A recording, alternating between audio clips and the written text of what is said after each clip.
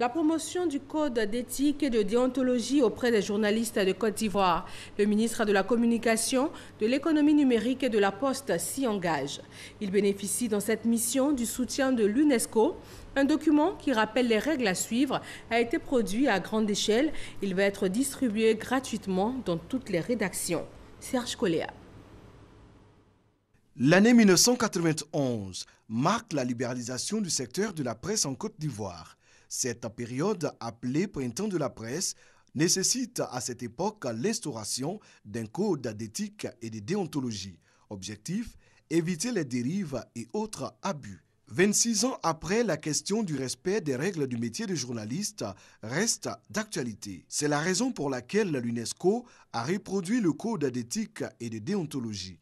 Le ministre de la Communication, de l'Économie numérique et de la Poste a salué le directeur régional, Ido Yao, pour ce geste qui va contribuer à responsabiliser davantage les professionnels de l'information. Il faut une presse libre et indépendante, mais dans le même temps, nous souhaitons que cette presse soit responsable. Nous souhaitons dans le même temps que cette presse soit professionnelle. Le ministre a réceptionné symboliquement quelques exemplaires qu'il a aussitôt remis à la présidente du conseil d'administration de l'OLPED, l'Observatoire de la liberté de la presse, de l'éthique et de la déontologie. Si vous n'avez aucune notion de déontologie ni d'éthique, comment vous allez faire ce travail-là?